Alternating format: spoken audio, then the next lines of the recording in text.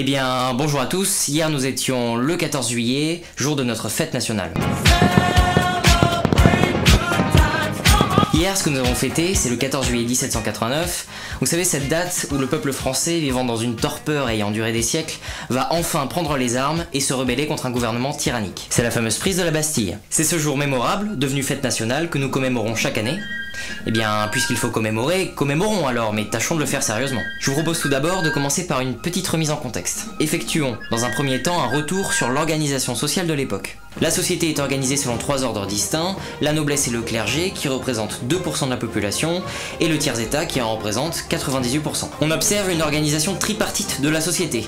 Oratores, bellatores, laboratores. Les oratores sont ceux qui prient, les bellatores sont ceux qui protègent, qui font la guerre, et les laboratores sont ceux qui travaillent et nourrissent. C'est un schéma que l'on retrouve dans la plupart, si ce n'est dans toutes les civilisations indo-européennes. Or, cette organisation va être détruite lors de la Révolution française, du fait de l'apparition d'une 4e classe issue du tiers-état. En effet, la noblesse et le clergé représentent la richesse immobilière, ce sont eux qui possèdent les terres. Mais le XVIIIe siècle va connaître une hausse considérable des échanges et du commerce, ce qui va propulser cette nouvelle classe au sommet de la pyramide, la bourgeoisie, qui se base sur une richesse mobilière. Cette richesse mobilière va leur permettre d'acquérir des terres et de venir concurrencer l'ordre établi par la noblesse et le clergé. L'idéologie bourgeoise est souvent représentée par une figure emblématique de l'époque, Voltaire. Voltaire est le chef de file de la Révolution française et un des protagonistes du courant des Lumières. Il est un des philosophes préférés de la bourgeoisie libérale. Voltaire nous dit, selon René Pommeau, « L'esprit d'une nation réside dans le petit nombre ». C'est marrant, ça me paraît quand même pas très populaire comme vision de la Révolution, mais... Il nous faut donc comprendre cette nouvelle classe pour comprendre la prise de la Bastille. En avril 1789, les disettes créées par la hausse faramineuse du prix du blé et de la farine suite aux premières expériences libérales vont engendrer de très importantes émeutes. Près de 150 morts à Paris. Imaginez une émeute qui fait 150 morts à Paris aujourd'hui. Bon. Ceci va forcer le roi à rassembler les états généraux qui répercutent les doléances du peuple. Les États généraux vont se proclamer Assemblée nationale et vont décider d'écrire une nouvelle constitution. Or le roi, qui comprend qu'il est en train de perdre son pouvoir et qu'il ne peut faire confiance à son ministre Necker, se résout à leur envoyer lui ainsi que les États généraux.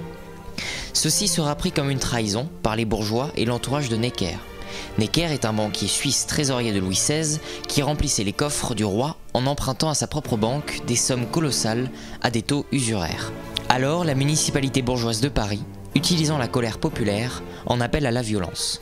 Elle arme les citoyens et leur demande de foncer sur la Bastille, symbole de la tyrannie monarchique, en l'encadrant de la nouvelle milice bourgeoise créée pour l'occasion, qui s'appellera Garde nationale. La bourgeoisie entre-temps, sans perdre un moment, constituait son autorité, sa municipalité à l'hôtel de ville et sa milice. Soucieuse de garder l'exclusivité de la force armée et craignant un débordement populaire, la bourgeoisie s'empresse, dès le lendemain de la prise de la Bastille, de récupérer les armes auprès du peuple en échange d'argent. Ainsi, dit très bien Louis Blanc, la bourgeoisie se donnait une garde prétorienne de 12 000 hommes. Au risque de subir la cour, on voulait désarmer le peuple. Le bilan humain de la prise de la Bastille est de 98 morts.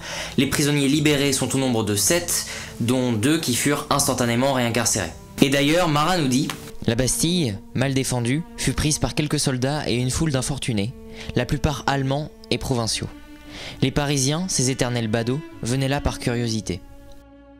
C'est le 14 juillet 1790, un an après, qu'a lieu la fête de la Fédération, en hommage à la prise de la Bastille et surtout à la date anniversaire de la première milice bourgeoise. Durant cette année, des gardes nationales ont été créées dans chaque province française. La fête de la Fédération est le rassemblement de toutes les gardes nationales françaises défilant en armes devant le peuple, et voici l'interprétation qu'en fait Henri Guillemant. De même, on va créer dans toutes les campagnes de France, dans toutes les bourgades, des gardes nationales.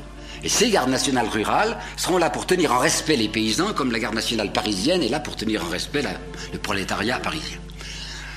Le 14 juillet 1790, donc pour le premier anniversaire de la prise de la Bastille, va se réunir une très grande fête, va avoir lieu une très grande fête qui s'appelle la Fédération. Qu'est-ce que c'est que la Fédération? D'abord, qui vient à la Fédération? Des délégations de garde nationale. La garde nationale parisienne a invité toutes les gardes nationales, soit rurales, soit des villes de France. C'est les gardes nationales qui se réunissent en armes, sur cette grande étendue du Champ de Mars. On va voir grand défilé de ces gardes nationaux parisiens, provinciaux et ruraux, avec leurs fusils, avec des canons même. Ils sont là tous pour bien faire comprendre aux citoyens passifs que les citoyens passifs n'ont pas à se mêler des affaires nationales. Ils sont là pour dire « Nous sommes la bourgeoisie armée, ne bougez pas ». Maurice Barrès nous dit « La première condition de la paix sociale est que les pauvres aient le sentiment de leur impuissance ».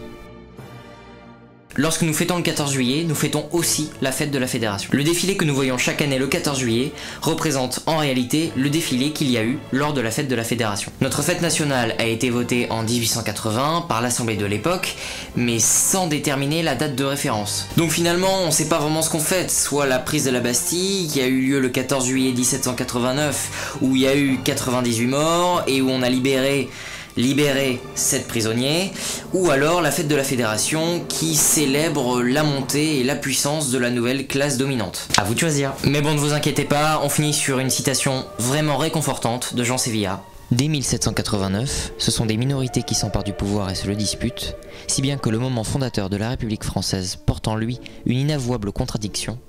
Conduite au nom du peuple, la révolution s'est effectuée sans le consentement du peuple, et souvent même contre le peuple.